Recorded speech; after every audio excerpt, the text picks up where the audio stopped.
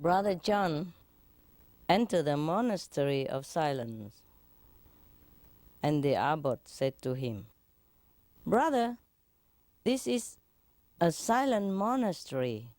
You are welcome here as long as you like, but you may not speak until I direct you to do so." Brother John lived in the monastery for 5 years before the abbot said to him, "Brother John, you have been here 5 years now. You may speak 2 words." So Brother John said, "Ha bed." "I'm sorry to hear that," the abbot said. "We will get you a better bed." Another 5 years passed by. Brother John was called by the abbot, and he said, "You may say another 2 words, Brother John." So Brother John said, "Cold food." Just like weird food, I would say here. And the abbot assured him that the food would be better in the future. On his 15th anniversary at the monastery, the abbot again called Brother John into his office. 2 words you might say today. Brother John said, "I quit." So the abbot said, "It'd probably be the best, because you've done nothing but complaining ever since you come here." Complain too much, huh? Complain too much. A man, again, went to the doctor and say, "Doctor, I keep thinking that I'm a moth." Doctor says, "You have come to the wrong place. A vet is what you need." The man says, "That's where I was going, but I saw your light on." A moth, you know? I love the light. Huh? Light travels faster than sound. This is why some people appear bright until you hear them speak.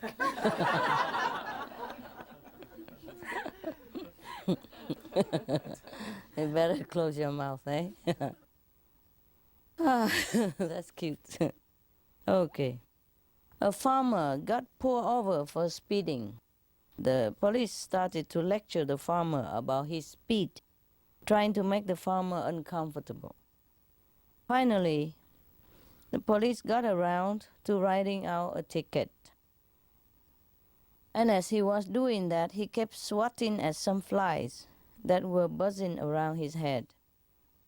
The farmer said, "Having some problems with circle flies there, are you?" The police stopped writing the ticket and said, "Well, yeah.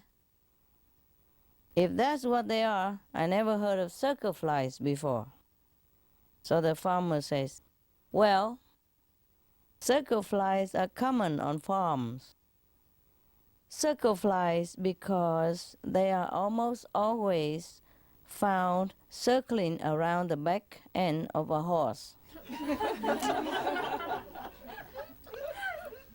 The police says, "Oh," and gave him the ticket.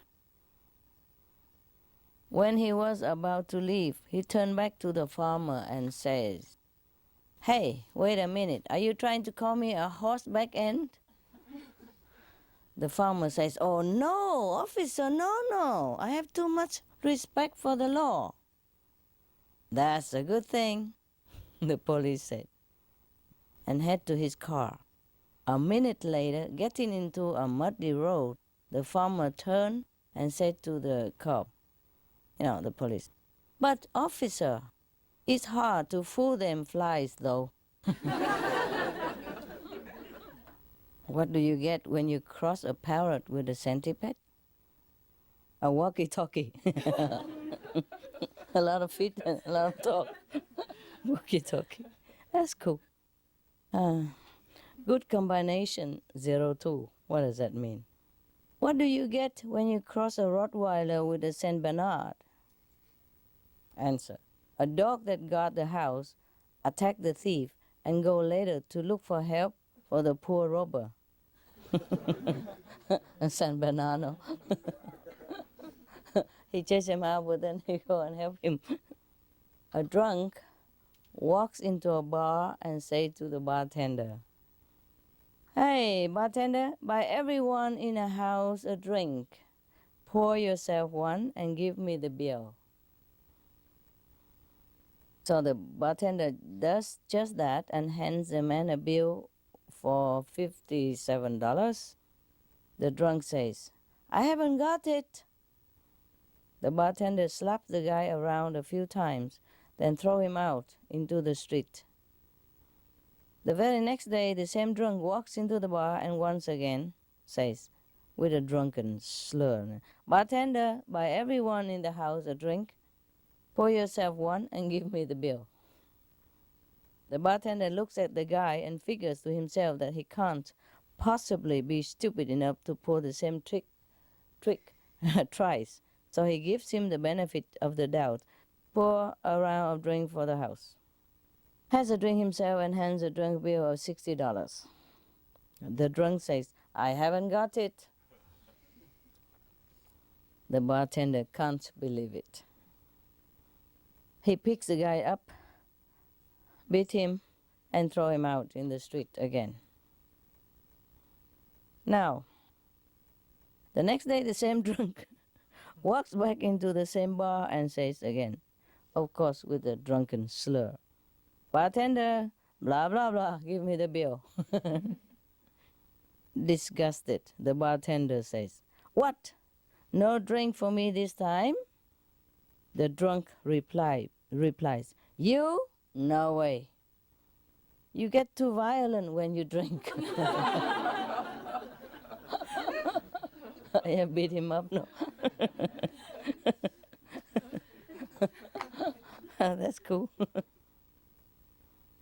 A blonde calls an airline and asks, "Can you tell me how long it takes to fly from San Francisco to New York City?" The agent replies, "Just a minute." And the blonde says, "Thank you," and hang up.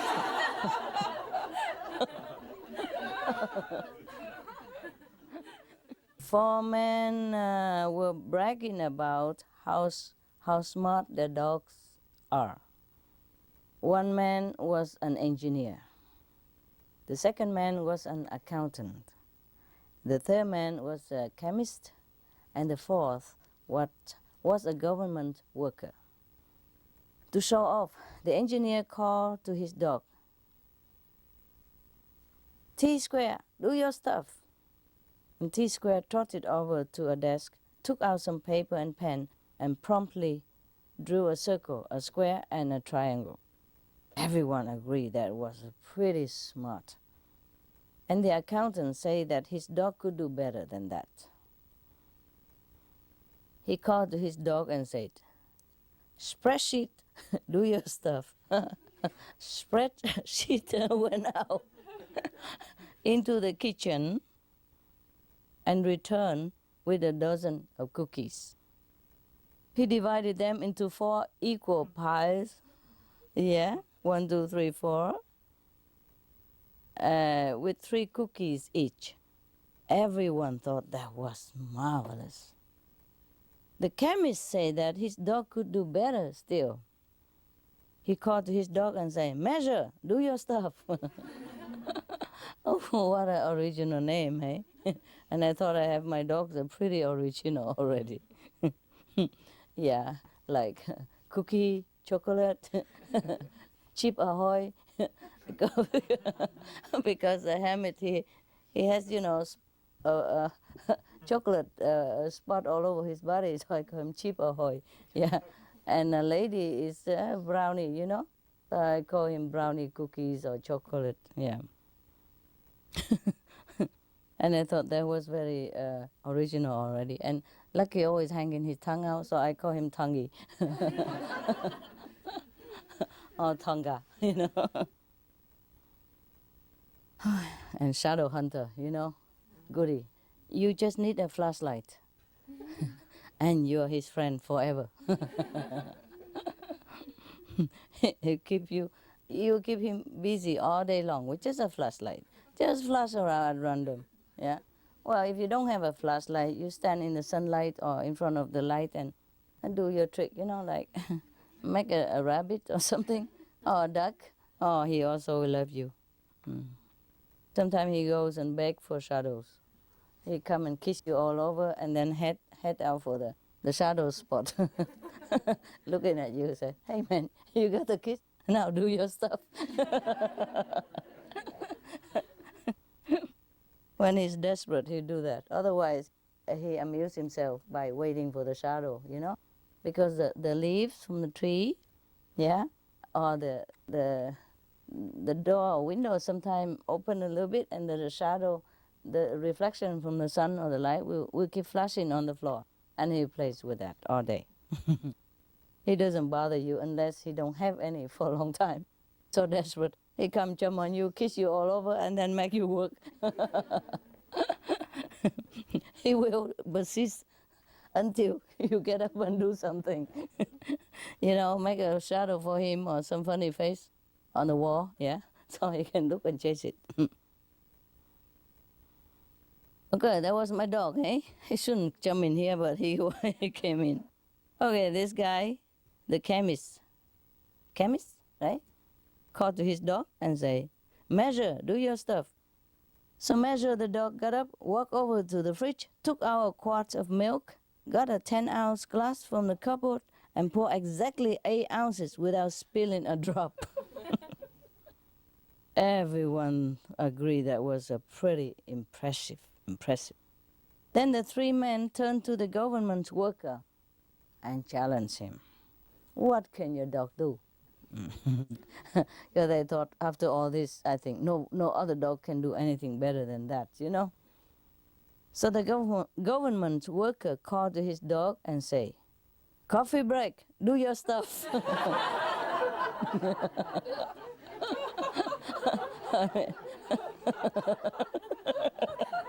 What else would you wish for, when you work in the office all day? That's very cute, huh? Coffee break, do your stuff. Now, coffee break, jump onto his feet, ate the cookies, drank the milk.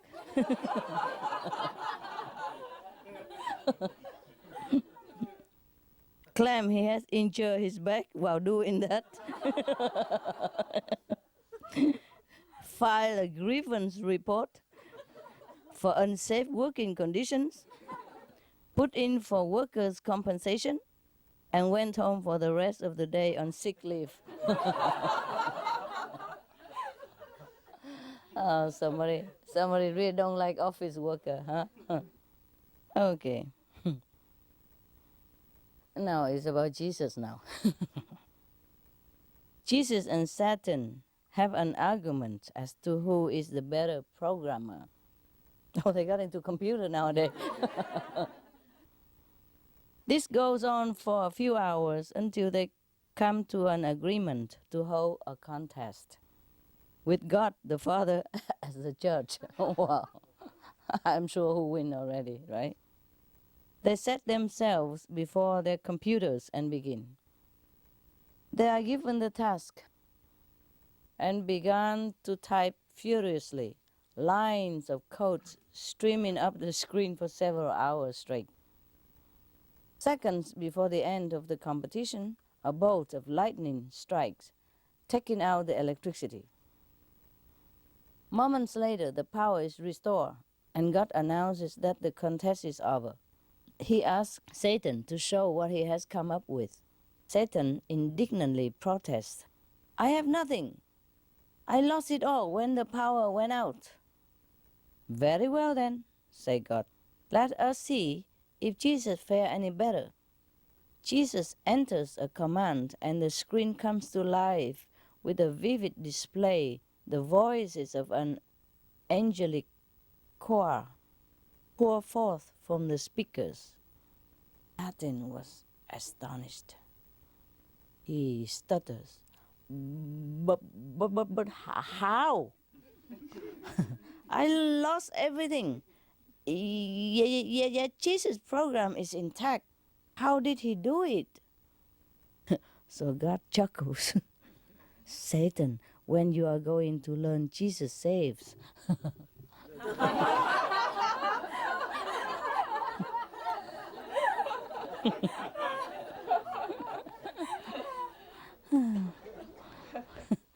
He's even good at saving computer programs. A state police officer sees a car puttering along at 22 miles per hour. He thinks, this driver is just as dangerous as a speeder. So he turns on his light and pulls the driver over. And approaching the car, he notices that there are 5 old ladies, 2 in the front seat and 3 in the back, wide-eyed and white as ghost. The driver, obviously confused, said to him, Officer, I don't understand. I was doing exactly the speed limit.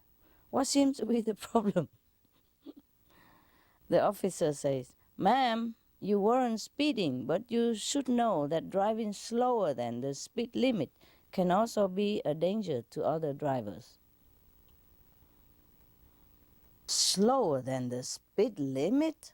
Oh, sir, no, I was doing the speed limit exactly 22 miles an hour. You know? So the old woman was very proudly to tell him that. The officer, trying to contain a chuckle, explained to her that 22 was the highway number, not the, not the speed limit. So embarrassed a little, the woman grinned and thanked the officer for pointing out her error. But before I let you go, ma'am, I have to ask, is anyone in this car okay? If everyone in this car okay? So these women seem awfully shaken, and they haven't muttered a single peep in this whole time. The officer asked, Oh, they'll be all right in a minute, officer. We just got off Highway 119.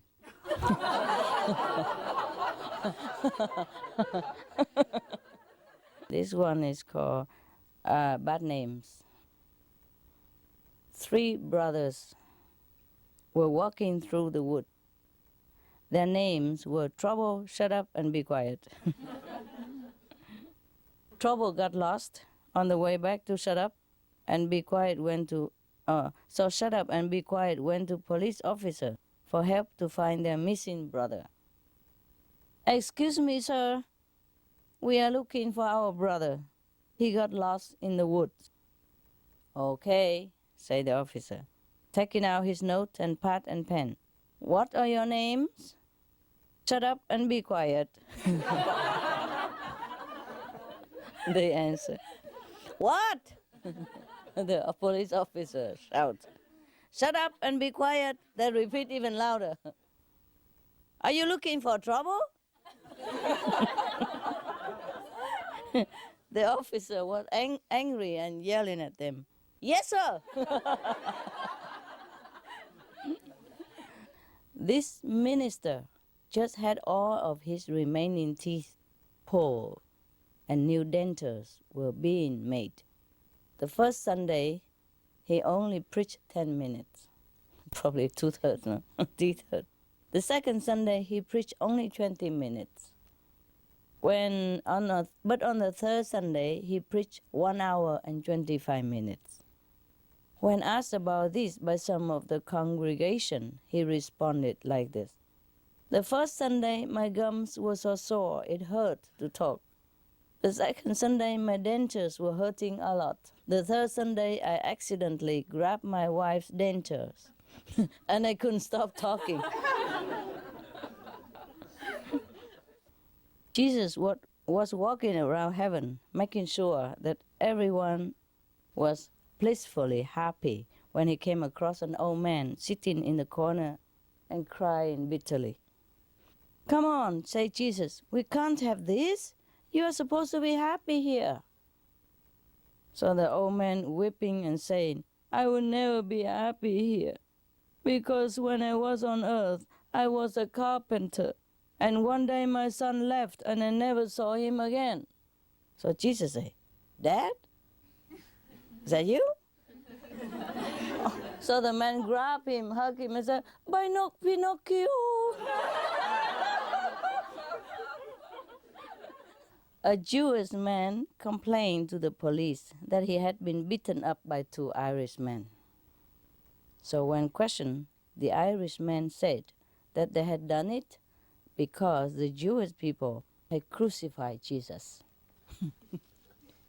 My God, talking about, long memory, eh? Good memory. The bewildered policeman said, but that was over 2,000 years ago, man. So the two Irish say, "Yeah, but we only heard about that last night."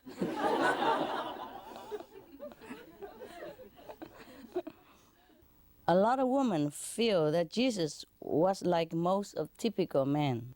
They say they will come back, but then you never see them again.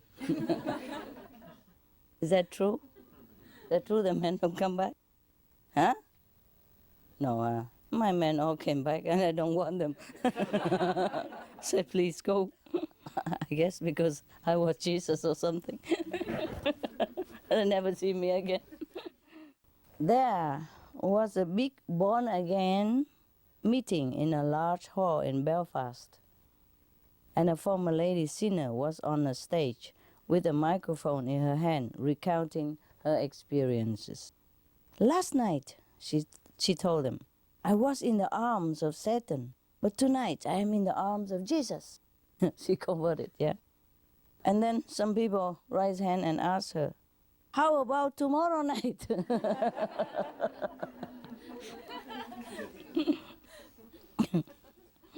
A Scotsman was on a visit to the Holy Land and took a trip to the Sea of Galilee, where Jesus walked on the water.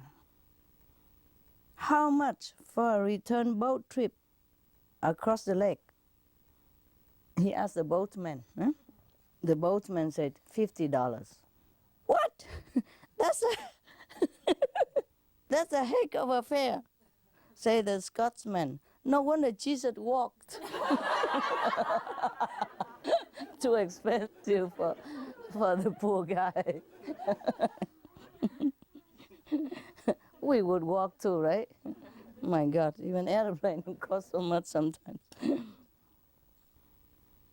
Now, there's a question for you here. Why did Mary and Joseph take Jesus with them to Jerusalem? Who knows? Come on, you're enlightened saint, man. Show me some IQ. Nobody know? To go to the temple. That's too serious, man. It's a joke here. Remember, this is a joke. Nobody knows? But this is funny. That's funny. Anybody knows? Huh? They couldn't find a babysitter, my God. A priest and a rabbi were talking on a train. "What are the promotion prospects like in your church?" the rabbi asked the priest. The priest said, pretty good. I could be made a parish priest. Yeah, soon. The rabbi asked him, and then? And then a monsignor. And then? And then I could be a bishop. And then? Well, a cardinal. Cardinal? Yeah. And then? A pope. I could be a pope. And then? There's nothing higher than a pop, said the priest, except God. The rabbi said to him, yeah, but one of our boys made it. Jesus become God. Jesus saw the deaf man and he took pity on him and restored his hearing. Jesus saw the blind man and he took pity on him and restored his sight. And Jesus saw the crippled man and took pity on him and wanted to restore his ability. But the crippled man shouted, don't touch me! I have got a disability pension. Even Jesus couldn't beat that, huh? Some typical, huh? It's a joke, but it's typical, huh? Some human don't even want to go to heaven. The Pope was in the middle of an audience when a cardinal came and whispered in his ear, Jesus is on the phone and wants to have a word with you. So the Pope rushed away to his private chamber and returned a few minutes to his pilgrims. I have good news and bad news for you, he told them. There was Jesus on the phone, and he has just arrived on earth for the second coming. That was the good news. The bad news is that he was calling from Salt Lake City. I don't know why it's so funny. I guess don't care about Catholic Church, huh? He deserted them. They should say he's in Paris Center, no? Sorry about that. It's just a few miles from Vatican, no? Jesus, Mary, and Joseph were going about their daily work at their home in Nazareth, when suddenly Jesus ran inside into Joseph's carpenter shop and said, did you call me, Dad? Joseph said, no, I just hit my thumb with the hammer again. Oh, Jesus. A little boy was asked by his religious teacher how he would recognize Jesus if he came back again today. Easy, the little boy says. He wears his heart outside his chest.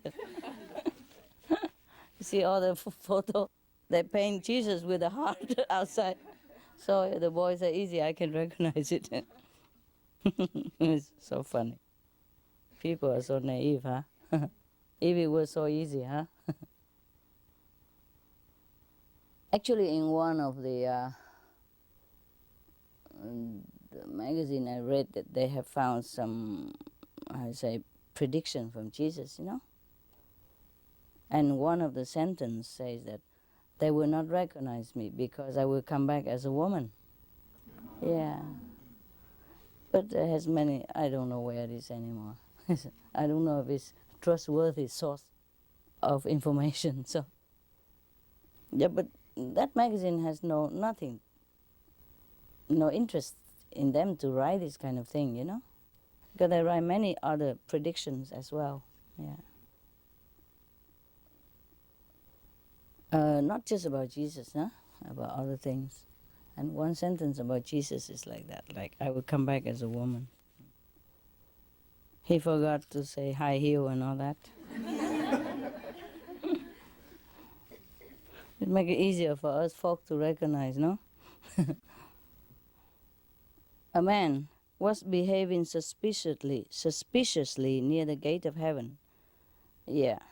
First he went to the gate and then he walked away. And then he approached the gate and walked away again. And then he has kept doing that for a few times. And then St. Peter called for Jesus, who decided to confront the man. Look, what are you playing at? Jesus asked him. Well, said the man, you know I am dead. I know I am dead. Now if somebody would please just tell the cardiac resuscitation team. Keep pushing him back to life. Come back out, in and out, in and out. A rabbi was worried that his son was about to be converted to Christianity, so he prayed fervently to God to prevent this from happening. Oh my God, pray to the same God. Please don't let him be converted to Christianity. My son wants to become a Christian. Please stop him, oh God. He prayed. The voice of God boomed back. What can I do? Look at my own son.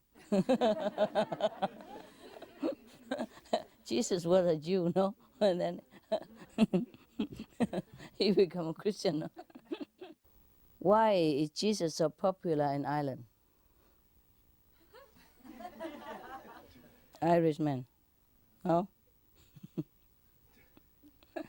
You wouldn't know it. He was the first man who could turn water into wine.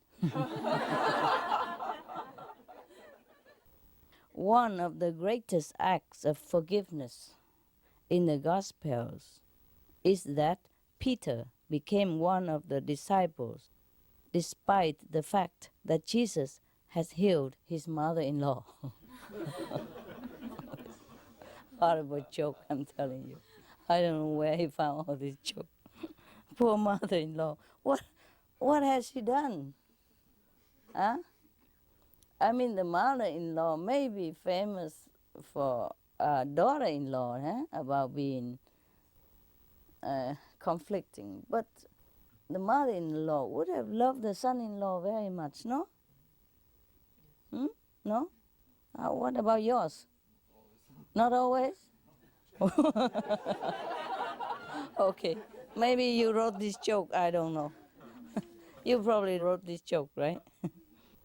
The Pope and the Cardinal were sitting in the Vatican drinking coffee when a young priest ran in and said, Jesus was visiting Earth and heading their way. The Pope headed for his typewriter and began writing a new encyclical. So the Cardinal asked him, what should I do? The Pope said to him, look busy. The boss is coming. That's bad, huh? As if they are not busy at all. Mary, the mother of Jesus, was heard saying, typical, you wait ages for a wise man to come, and then 3 come along all together. One wise man only, and then come 3 together. Mr. Cohen has his clothes shop in a difficult situation. On his left-hand side was a huge department store owned by a Catholic, and on his right-hand side was an equally big store owned by a Protestant. So he's in the middle, squeezed in between 2 shops, a little bit difficult to sell his clothes. When Easter came, both the Catholic and the Protestant shop owners display a huge sign which read, Jesus is risen.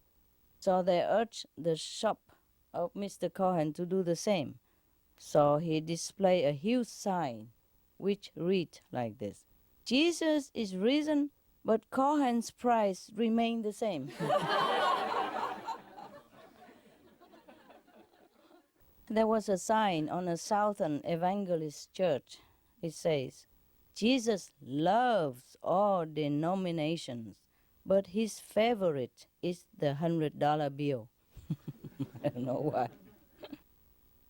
Even at the age of 4 years old, a young boy was very stage struck, and he wanted to be a great actor.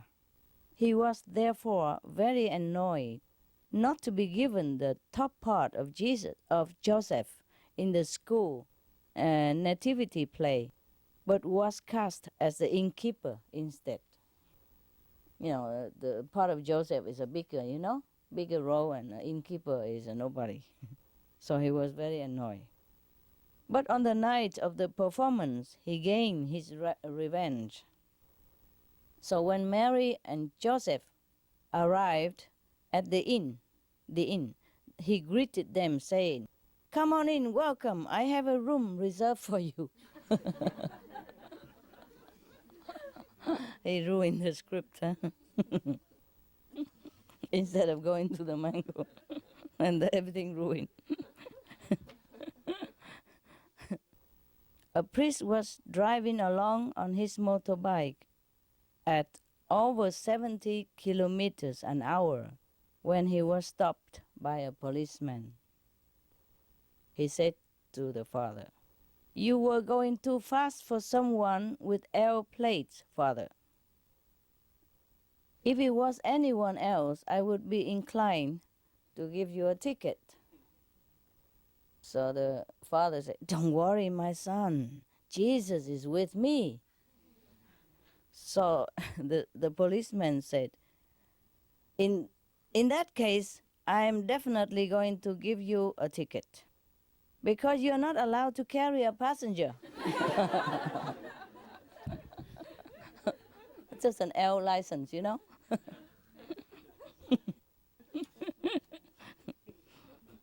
A mother gave her 2 boys an apple each, one big and one small. And one of the boys grabbed the big apple and gave the small one to his brother. So the mother remonstrated to him and said, "Come, come, come. If you were Jesus, you would have taken the small apple and give the big one to your brother, no?" Okay. The guy with the big apple looked at his brother and said, "You can be Jesus."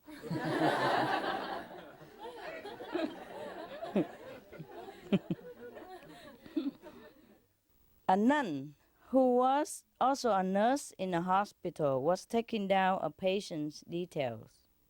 One patient gave his name and age but said he has no next of kin. "Come on now," she said to him. "You must have some relative that we can contact." "Well, I have a sister, but she'll be no good because she's only a nun." "Only a nun?" You know, the nun was very indignant. "How dare you? You should know she's the bride of Jesus."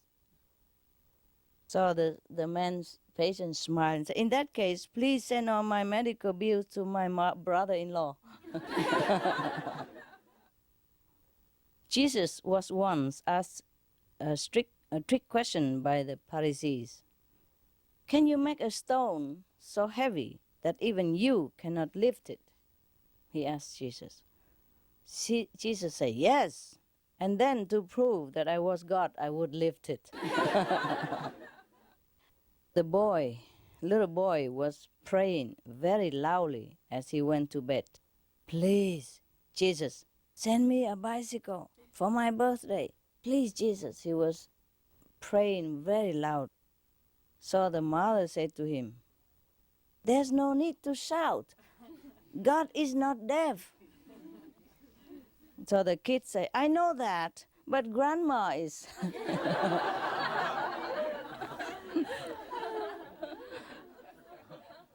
There was an old woman praying very, very devoutly down below scaffolding.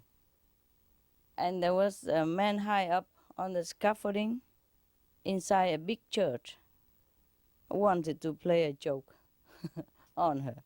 So he shouted down at her saying, "Hello, this is Jesus speaking." But the lady did not stir.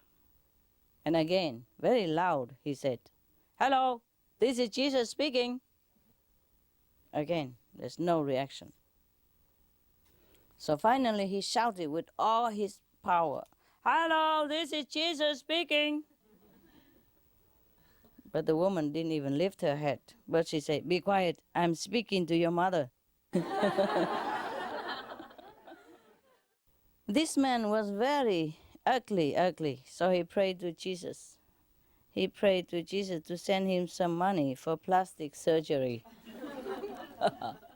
Right enough, he won a huge amount in the lottery and had his plastic surgery. But just a few days later, he died.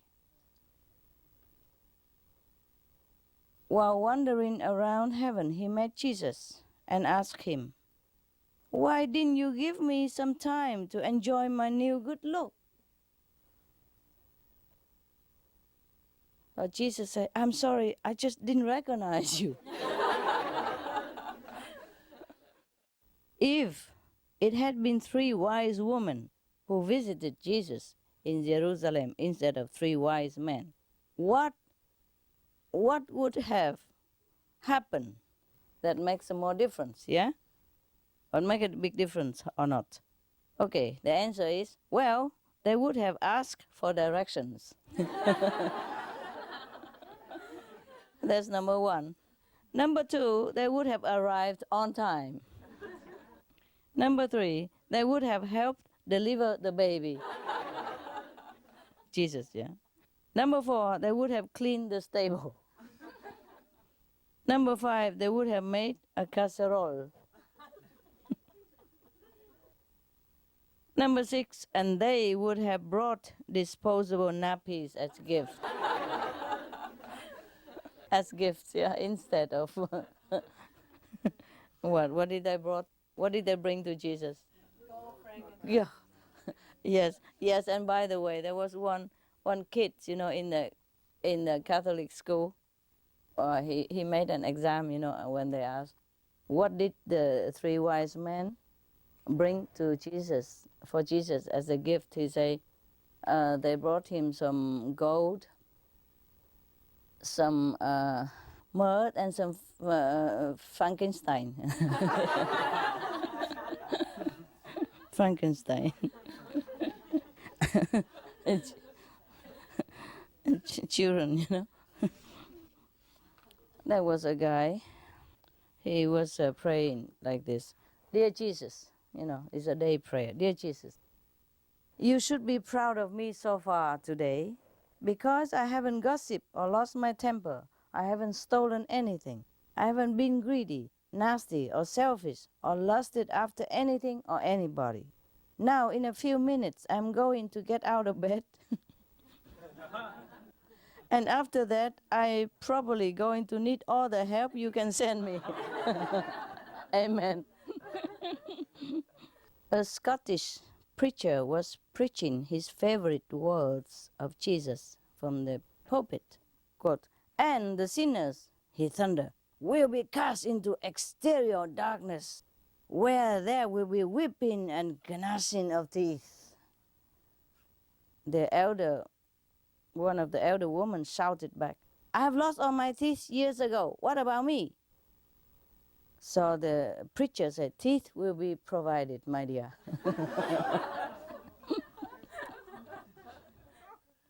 This is a rhyme. Roses are reddish, violets are bluish. If it wasn't for Jesus, we will all be Jewish. A new pope took over the Catholic Church and was told by his secretary that in the Vatican safe there was a letter from Jesus himself that had never been opened by any pope, and he hoped that the new pope will continue this tradition. The pope said yes, he would, but one night his curiosity got the better of him. So he sneaked down to the safe, opened it, and took out the letter. With trembling hands, he opened the envelope and examined the letter.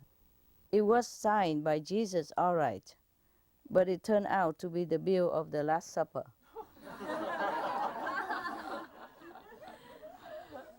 A woman who was very strong believer in Jesus was about to go on an urgent drive when she locked her keys in the car.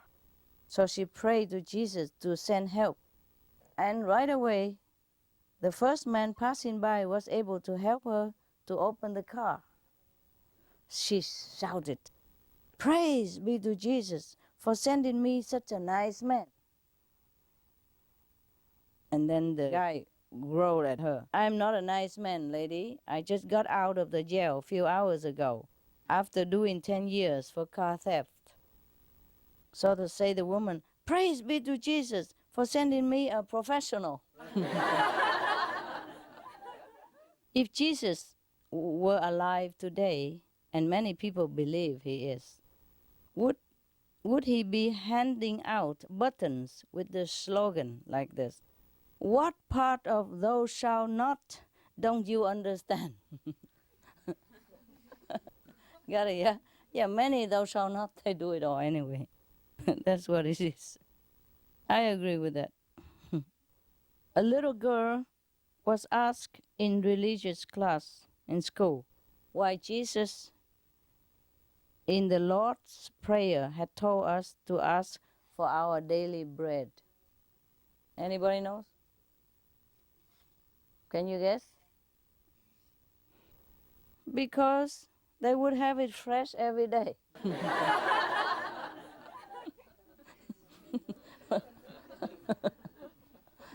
Wouldn't you like to eat 3-day-old bread? No. A little boy was praying, say something like, give us our daily bread, and please deliver us from email. Evil, from email.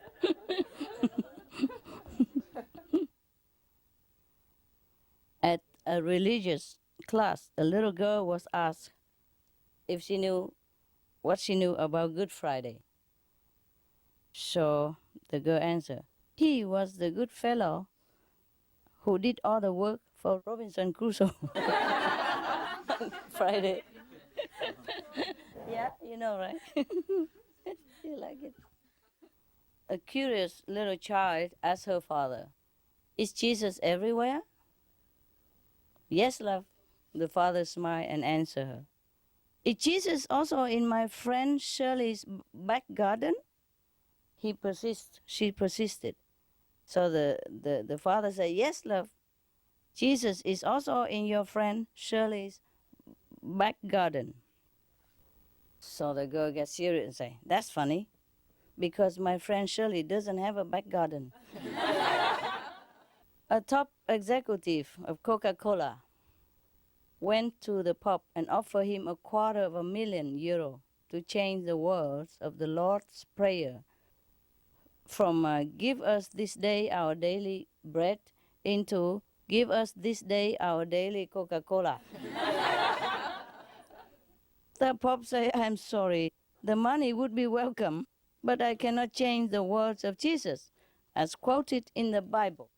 The executive come back a week later and increase the offer to €500,000. So the Pope saying, sorry, my son, I can't do it. The answer is still no. Finally, the executive offers €1,000,000 to the Pope and saying, please take it and change it. It's a lot of money, yeah. So the Pope said, it is not in my power to do what you ask. I cannot discuss this any further. So the executive left the Vatican and said to his, nearby PA, I wonder how much the bread business people are paying him.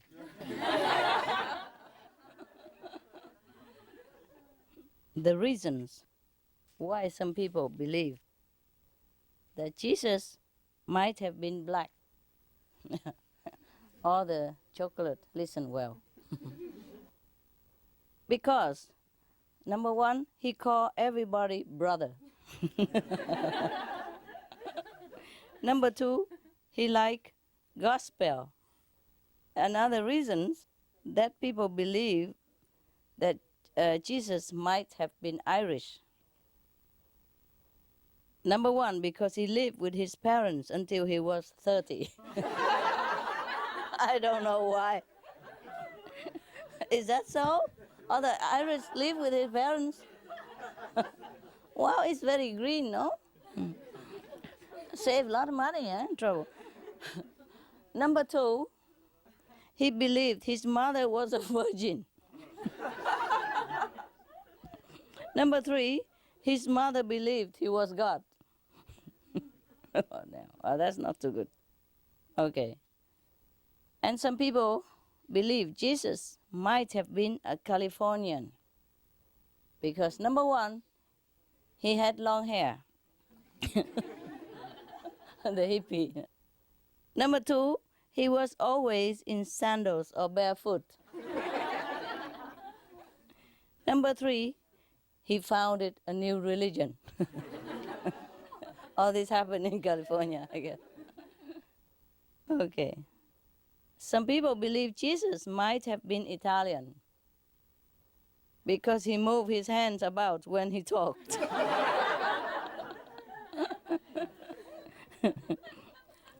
He had wine with every meal. The French don't. It could have been the French, you know. Oh, but the French, they don't move their hand too much when they talk, right? So, number 3, he used olive oil all the time. Is that true, Italian? Okay. Some people believe Jesus might have been Mexican. Because number 1, he had a Mexican name. he just know. That's a Mexican name. A lot of Jesus walking around Mexico, you know that?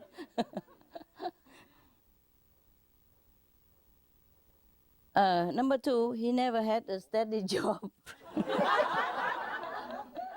Oh, why is that?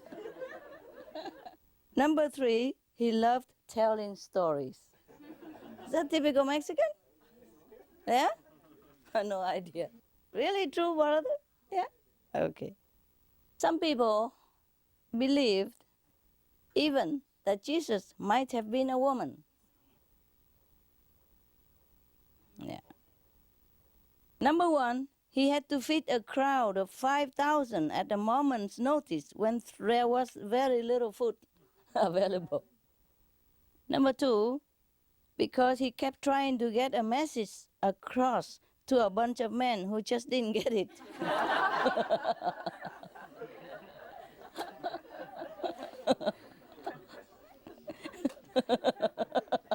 I like that one very much. Don't you think it's good?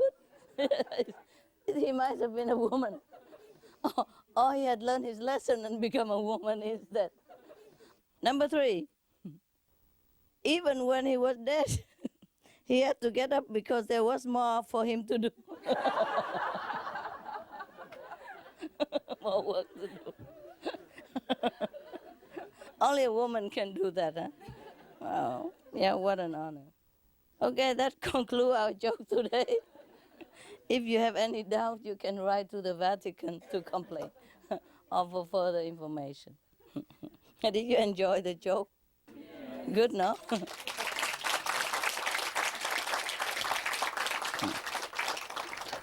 Thanks to the people who collected them.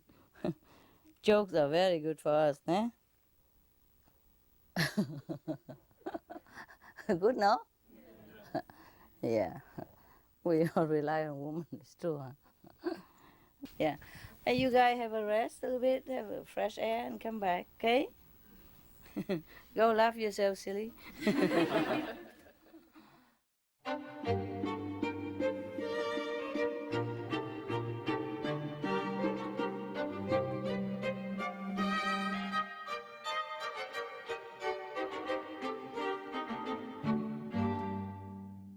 The watermelon hunter. Have you ever heard of such a hunter in your life? Yeah? No. Well, but that's what we hope they all will become. The hunter, you know? Will hunt watermelon instead of any other animals. Yeah? That would be the good day, huh? So we begin with that. The watermelon hunter. Once upon a time, there was a man who strayed from his own country into the world known as the land of fools. Where can that be? The land of fools. Was it on the map? I think it's everywhere, right? No need a map, right? Okay. He soon saw a number of people flying in terror from a field where they had been trying to reap wheat. They keep crying while running. there's a monster in the field, there's a monster in that field. And then they told him so. He looked and saw that it was just a watermelon. Because the people have never seen a watermelon before. Capish? Yeah. And all they saw just wheat, rice perhaps, wheat, but not the watermelon. And the watermelon grew from nowhere. Of course, it must be a monster, no? You know how the watermelon grow there? How? In a field of wheat, how can a watermelon grow? Tell me. Tell me, all the wise men. Jesus had only 3 wise men, and I have so many here. Huh? The birds brought it there. Good. See, wise woman's always better. When it comes to men, we're stuck. All right. So now he offered to kill the monster for them. Yes. So when he had cut the melon from its stalk, he took a slice and began to eat it. What else would you do with a watermelon, right? The people became even more terrified of him than of the monster melon. So they use, pitchforks, sticks, and all kind of things to beat him up and throw him out of the village. Yeah, because they were so worried that in the future he might kill and eat them too. If he could kill a demon and eat like that, what about human, right? Okay, here he left. And another time, another man visited that village again. And also he strayed into the land of fools. Fools, right? Stupid, right? Okay. And the same thing started to happen to him. But instead of offering to help them with the monster, he also agreed with them that it must be dangerous. A melon monster is dangerous. And by tiptoeing away from it with them, he gained their confidence. Yeah, he's one of us. He also feared the monster. He must be a good guy. And then after a while, he spent a long, long time with them. And then slowly gain more and more of their confidence and slowly teach them that a watermelon is harmless. Yes. And then, later on, he even teach them how to cultivate the watermelon themselves and eat them also. It sounds similar to the job of a master, eh? Right? The master come in and do everything like everybody else, and then gain their confidence, and then eat the melon.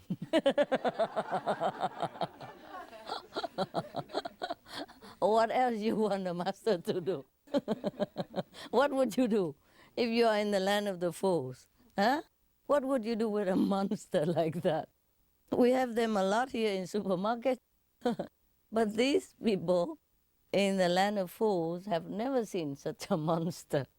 Yeah, you see, sometimes you have to look like them, do like them, yeah? And then they will be not too fearful from you, yeah? I see some people ask me why I don't wear monk's robe, nun's robe, whatever, like all the priests and the holy ones, Yes. So many monks in the Buddhist temple, but everybody go there, take refuge, give a red envelope with money in it, and go home, eat meat, drink wine again. Yeah. So I think I should change the strategy. And it worked, no? Yeah, look at how many melon eaters sitting here. Instead of eating meat, you're eating melon with me. Yeah? And it's cool, no? Yeah. So it doesn't matter what I have to do as long as my job is done. Yeah? And it's cool like that. So got a lot of people curious why I don't wear monk's robe and nun's robe. And you just see the monk's robe, you just bow to it because he's a holy person. And you just feel, okay, only him can do it, because he's holy. He stay in the temple and he wear patch robe, like the monks, they wear the robe with patching everywhere. So he's holy. And we normal people can never do that. So might just well go bow to him, steal whatever merit he has, then take it home with an apple, and then, okay, carry on, usual work. Understand me? So many monks in the temple. And how many of the so-called their disciples have one meal vegetarian? All they do, you know, uh, twice a month, the first day of the month and the last day of the month. I told you already. Or the first day and the middle day of the month. Yeah? You know that, right? So I think I changed the tactic and it works, yeah? Yes. Good, huh? It works, huh? Yes. All of our people are eating melons, right? Instead of meat. No? Then it's okay. It's cool. Now, this is the next story is more funny. Be prepared. Actually, in this shop, it's not that funny, just because we are funny. After eating the melon, we become funny. Yeah, that's why we laugh a lot. Okay. The next story is about an ambassador, an accident ambassador. Mm. I mean, accidentally he became an ambassador. This concerning Mullah Nasruddin. You know that guy, right? A lot of laugh about him always. Here's another laugh about him. Yeah, this time he's more serious, but still laughter. Yeah. By a series of misunderstanding and coincidence, Mullah Nasruddin found himself one day in the audience hall of the Emperor of Persia. Shahinshah, mean the king, yeah, of Persia. He's called Shahinshah. Was surrounded by self-seeking nobles, governors of provinces, courtiers, and sycophants of all kinds. He was surrounded by all of these people. One is competing with each other, with the others, and claimed to be appointed head of the embassy, which was soon to set out for India. Yeah, actually diplomats. Yeah, they're not going to make an embassy in India. Perhaps they just want to send an envoy. Yeah, of diplomat. Everybody was clamoring, making noise, and competing with each other and claiming themselves good and that and other. So the king had up to here, yeah, more than enough of all this self-aggrandizement of these from these his courtiers and his assistants. So he raised his head, yeah, above all of them, and he didn't even know what to choose. He kept looking at heaven as asking Jesus to help him, yeah. And then somehow his eyes,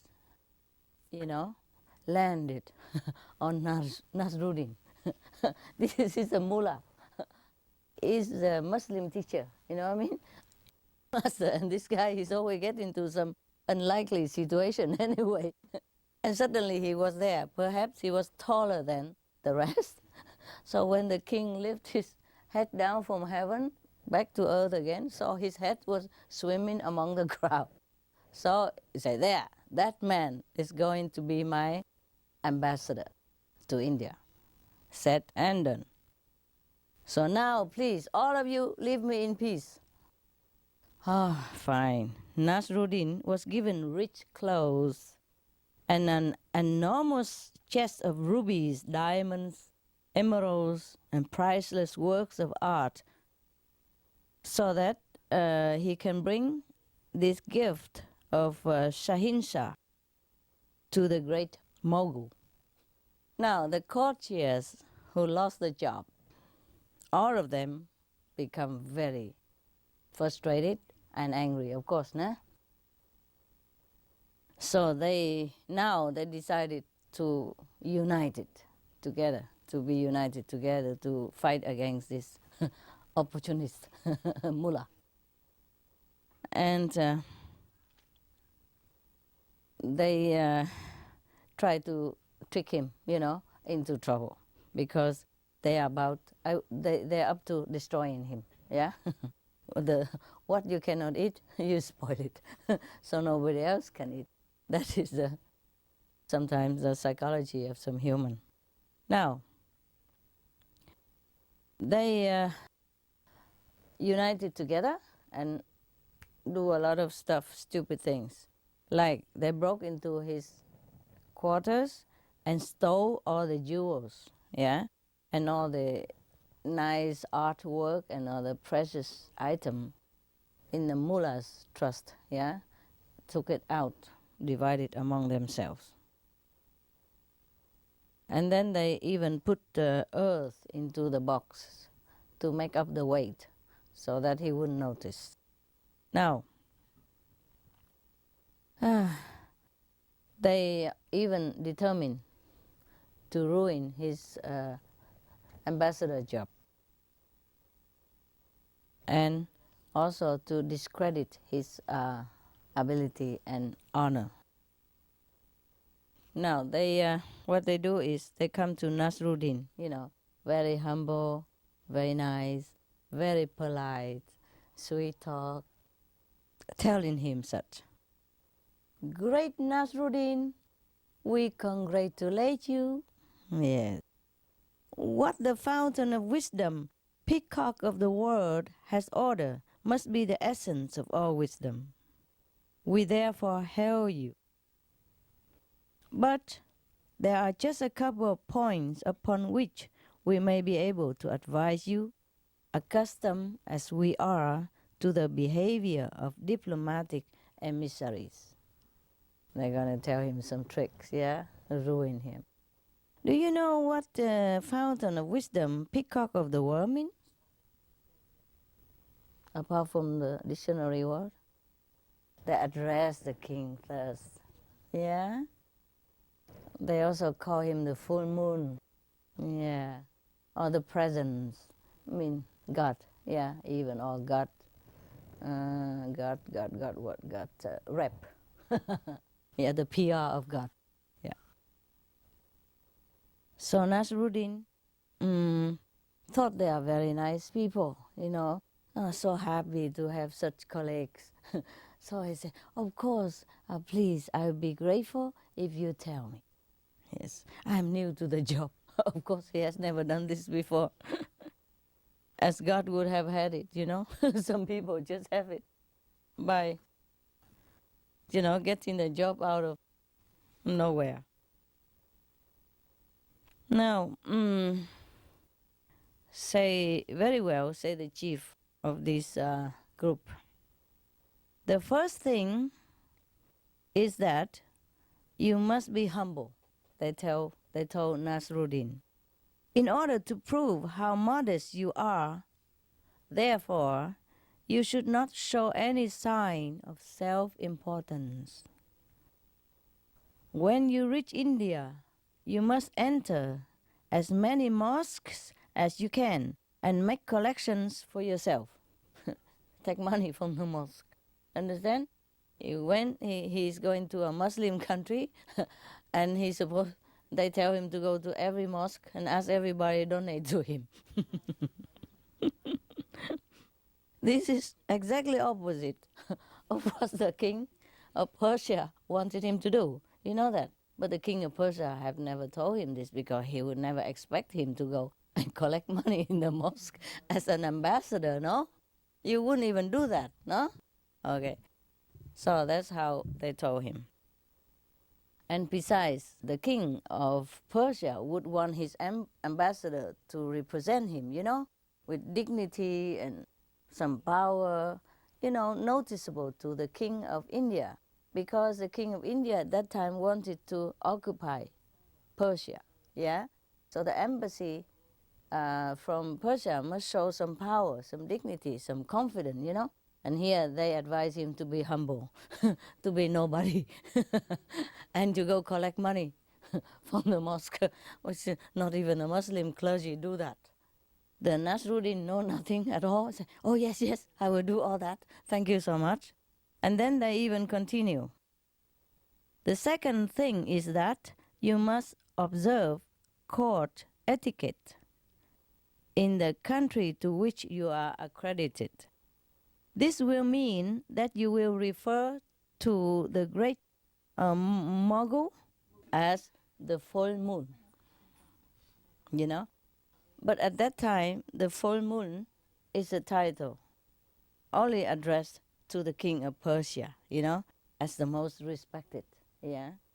So Nasruddin was a little bit puzzled and say, but that is the title only for our Persian emperor, no?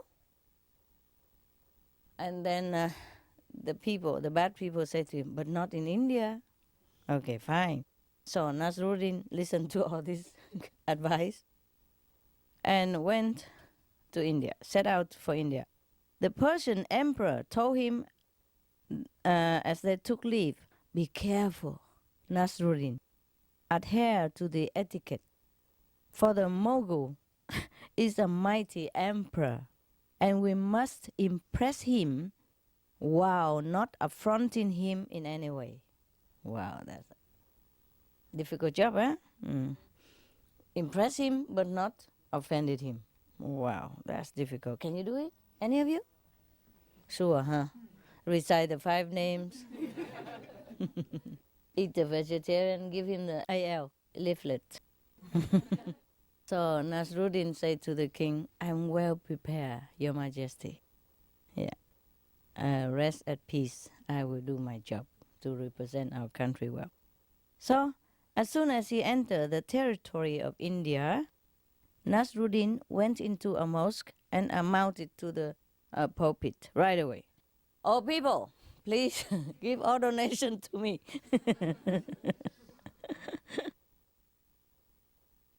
You have to see in me the representative of Allah, yeah, on earth, and the axis of the globe. Bring out all your money, for I'm making a collection right now. And this he keep repeating in every single mosque in the country before he even reached Delhi, the capital. He collected a great deal of money. And the counselors had said to him before, do whatever you want with it. For it is the product of intuitive growth and bestowal. And as much is used will create its own demand. What a nonsense. I don't understand it. These bad people, they just tell him anything. And the poor Nasruddin take it all to the letter, All that they wanted to happen was for the mullah to be exposed to ridicule, because they want him to be exposed, in such a shameless manner that he collected money. But he was too honest and stupid. He did exactly what they told him. Nasruddin kept roaring, in every mosque he entered. He said, the holy must live from their holiness. I give no account, nor do I expect any. To you, money is something to be hoarded. After being sought, you can exchange it for material things. To me, it is a part of a mechanism. I am the representative of a natural force of intuitive growth, bestowal, and disbursement. He repeat what the council told him, all the nonsense. And he does it with gusto, roaring in the mosque like a lion. So some people give money, yeah?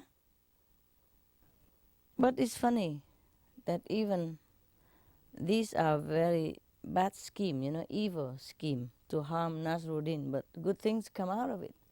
So he collected a lot of money. And nobody said anything. They believed in him.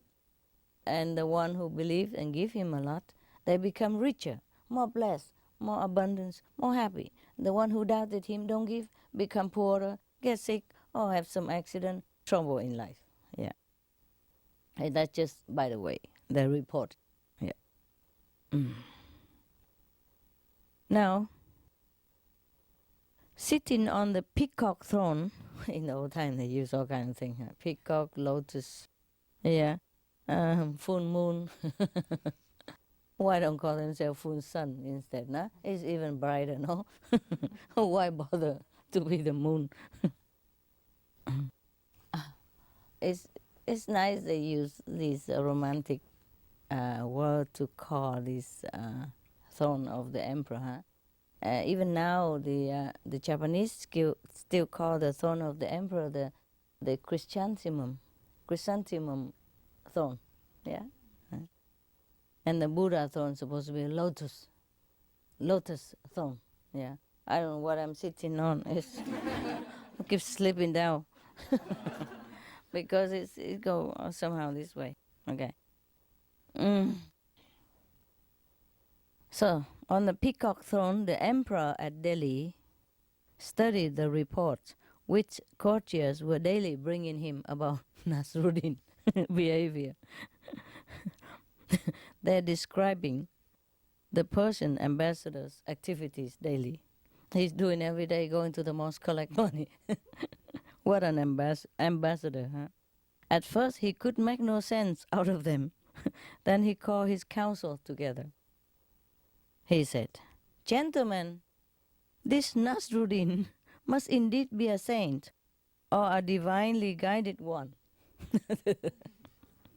Who ever heard of anyone else violating the principle that one does not seek money without a plausible reason?" He don't say any reason. Remember? Lest a wrong interpretation be placed upon one's motives. So he must be a saint. That's what he think. Yeah. Because he does such a crazy thing, so he couldn't be so stupid, so he must be a saint. So the courtiers in our council tell the king, "May your shadow never grow less." Wow.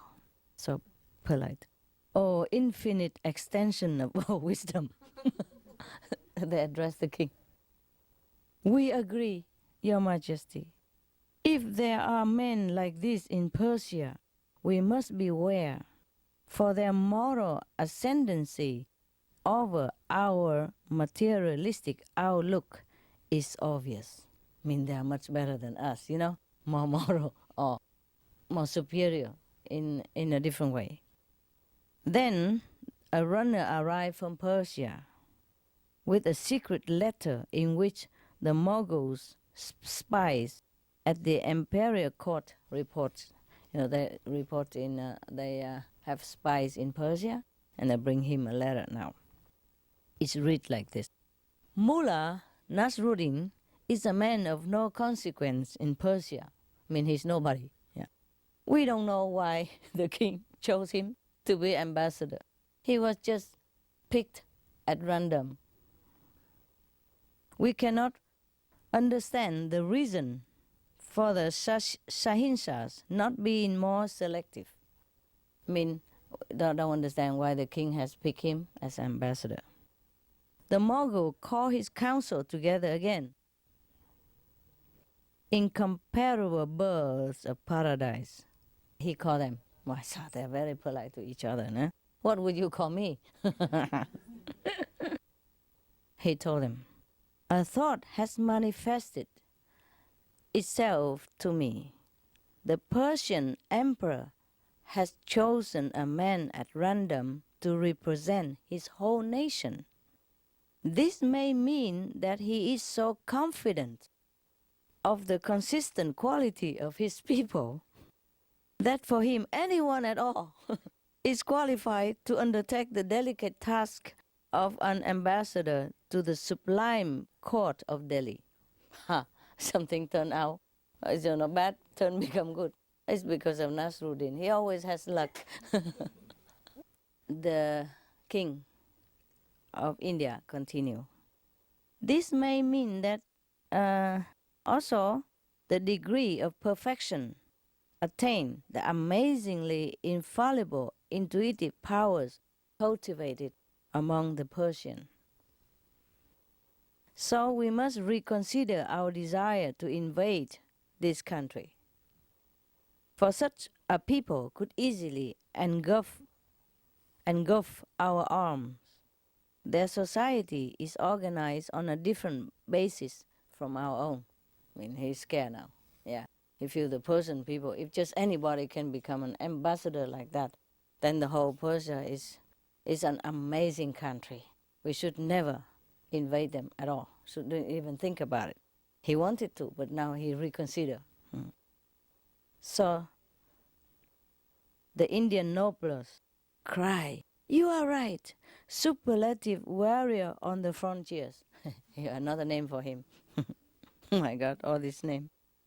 At length, Nasruddin arrived in Delhi. He was riding his old donkey. You know him, him and the donkey, and was followed by his escort, weighed down by the sacks of money which he had collected in the mosque. The treasure chest was mounted on an elephant. Such was its size and weight, full of earth in there. Nasruddin was met by the master of ceremonies at the gate of Delhi. The emperor was seated with his nobles in an immense courtyard reception hall of the ambassadors. This courtyard entrance was arranged so that it's very low, so that whoever goes through that before seeing the king, they have to dismount from the horse, and indicate already like supplication, inferior, give them already inferior complex where the king sit on the ninth level of the throne. Okay, but because Nasruddin come on with the donkey, it's very low anyway, so he just drive through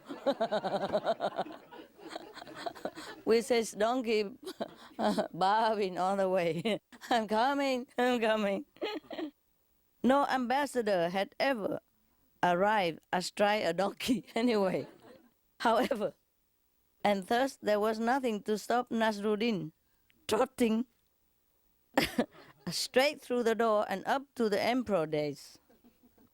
The Indian king and his courtiers exchanged, meaningful glances at this act. Nasruddin blithely dismounted, addressed the king as the full moon,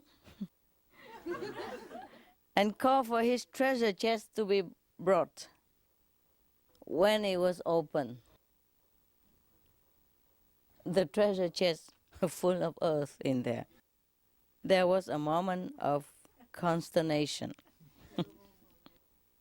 So Nasruddin first time saw it. He didn't know that. He thought it was full of treasure inside. So he thought to himself, I better say nothing. Because there's nothing I say now can explain this stuff. I'm doomed for sure. So he kept quiet. Yes. So the Mogul whispered to his viziers, his, premier, what does this mean? Is this meant as an insult to the highest eminence? The vizier also could not believe this. He think quickly, furiously for a moment, and then he provided the interpretation. It is a symbolic act, Your Majesty. The ambassador means that he acknowledges you as the master of the earth. That's why he brought earth to you.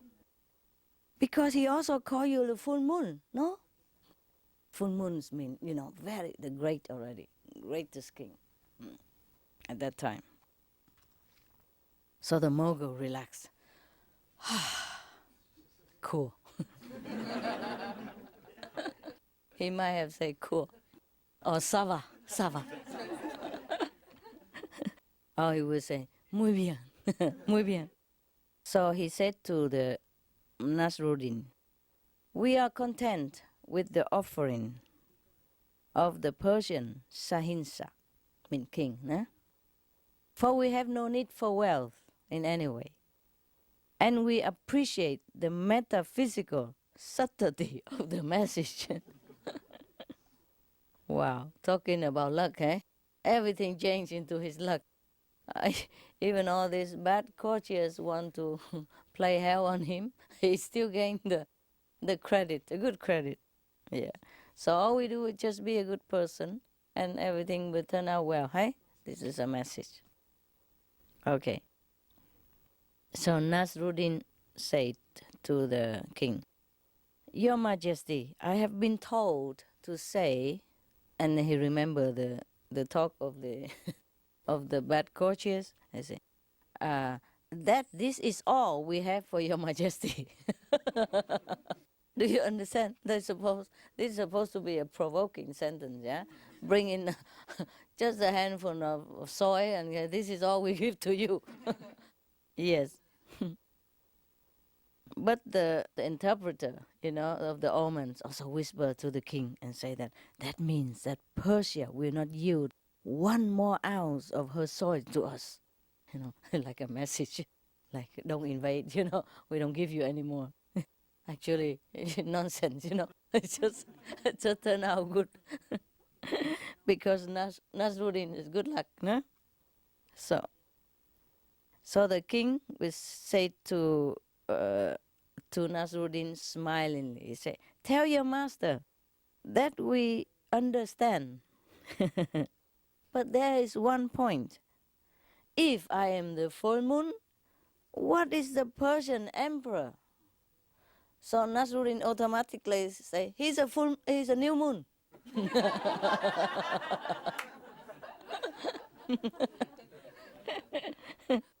So the court, advisor whispered to the king again, this okay. No. The full moon is more mature, bigger, give more light. So it's superior to the new moon, which is young and small. So you are the senior. Yeah, very good. So the king was very delighted, say, yes, we are contented. You may return to Persia and tell the new moon. Tell the new moon that the full moon salutes him. What a good moon he was. Told you it's funny. Huh? The Persian spies at the court in Delhi immediately sent a complete account of this interchange to the Shahinshah. They added that it was known that the Mughal emperor had been impressed and feared Persia, so they planned no war against Persian because of the activities of Nasruddin. He's doing nothing, and he gained all the credit. So, of course, when Nasruddin returned home, the Shahinshah received the mullah in full audience. I'm more than pleased, friend Nasruddin, he said, at the results of your unorthodox methods. Our country is saved, yeah, and this means that there will be no attempt at accounting for the jewels or the collecting in mosque, yeah. I mean, he forgive him anyway. He's not supposed to do that, but he saved the country. Doesn't matter what he does. He's okay. So he's not going to punish him for collecting money in Jews and all that in the mosque. You are henceforth to be known by the special title of Safir. That means emissary, real ambassador of peace. Okay, but his vizier, he's in the ear of the new moon.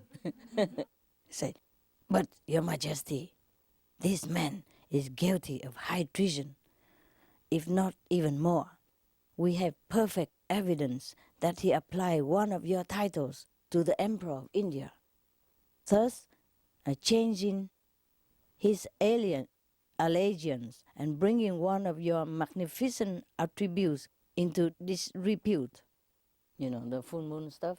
But the Shahinshah don't listen to that. He said, yes, but the sage have said wisely that to every perfection there is an imperfection. Nasruddin, but why? Why did you call me the new moon? I'm supposed to be the full moon. It's only half of it. So he didn't like it. So Nasruddin said, I know nothing about the protocol, but I do know that the full moon is about to wane, and the new moon is still growing, with its greatest glories ahead of it. A brighter future, long live, longer life. So the emperors, oh, so happy. Says Anwar, the Grand Vizier. He roared, say, Mullah, I offer you the position of Grand Vizier. Take the old Vizier away and give this to Mullah. But the Mullah said, what? How could I accept the position after seeing what you do to my predecessor, the old Grand Vizier? Okay, so that's what the story was. Nobody say anything about how the treasure chest has been used, after being stolen from him. They says, sorry, forget about it. We don't know anyway. So that means he did not even accept to become a premier. Yeah? And I don't know where he goes next. He probably goes somewhere, do something else, like buy a lot of chili and eat it. And he has to eat it because he spent so much money on it. It's a pity to waste hot chili. Okay, do you have any idea? Any comments on this story? Don't keep shaking your head. It's become a habit. It's always like this. Oh, yeah, that's right. Yeah. Full rushing where the wise fear to tread, yeah? Anyway, this guy, he's always in luck of some kind, Nasruddin is a treasure of laughter, I like this guy very much. Okay, guys. Now you can go to sleep. Or you want another story? I tell you this, okay? This story called The Happiest Man in the World. I remember telling this story somehow, but it's look different here. A man who was living in comfortable enough circumstances went one day to see a certain sage, reputed to have all knowledge. So this man said to the sage, Great sage, I have no material problems, and yet I am always unsettled. For years I have tried to be happy, to find an answer to my inner thoughts, to come to terms with the world. Please advise me as to how I can be cured of these maladies. The sage answered, My friend, what is hidden to some is apparent to others. Again, what is apparent to some is hidden to others. I have the answer to your ailment, though it is no ordinary medication. You must set out on your travels, seeking the happiest man in the world. As soon as you find him, you must ask him for his shirt and put it on yourself. The seeker thereupon restlessly started looking for happy men. One after another, he found them and questioned them. Again and again they said, Yes, I am happy, but there is one happier than me. After traveling through one country after another for many, many days, he found a wood in which everyone said lived the happiest man in the world. He heard the sound of laughter coming from among the trees. And he quickened his step until he came upon a man sitting in a glade.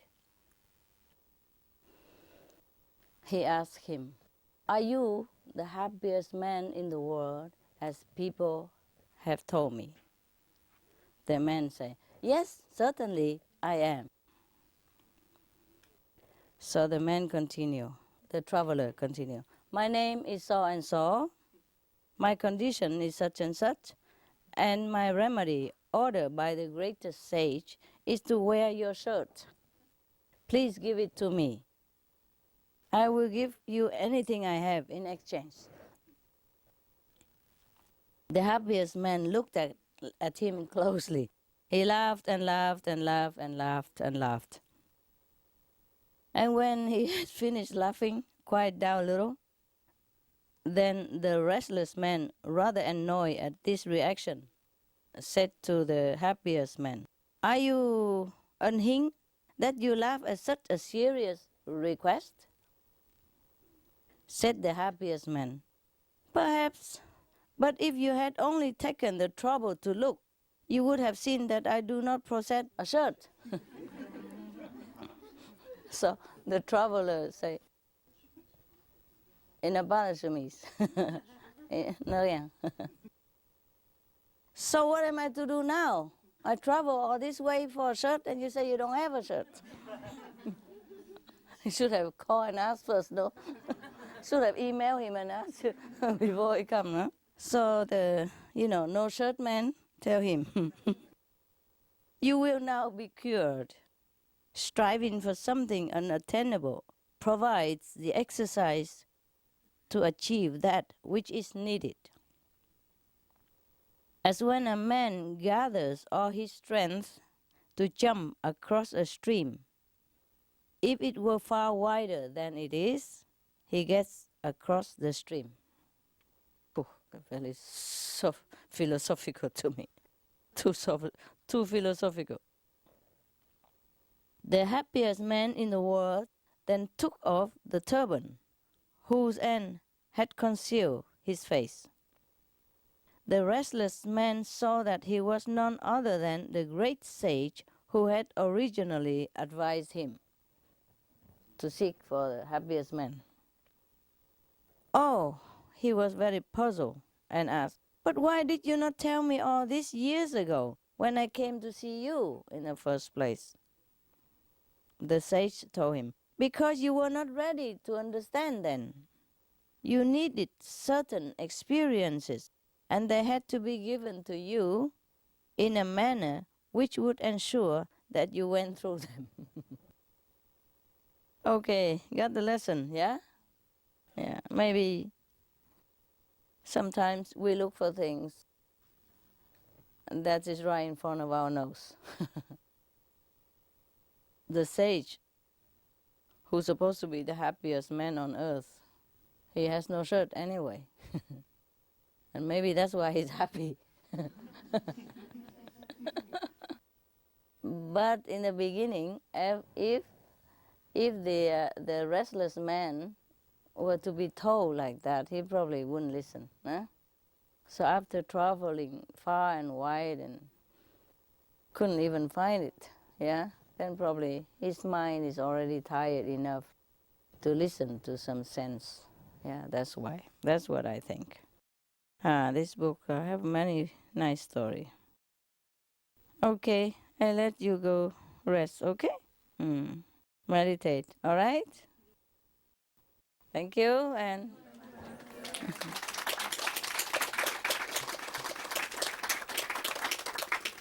at least we have some good laughers, Nasruddin, huh? That guy, he always offers some laughter. I think I have told a lot of his story and his pleasantries before in Meli. You don't buy because it's Chinese. Okay then.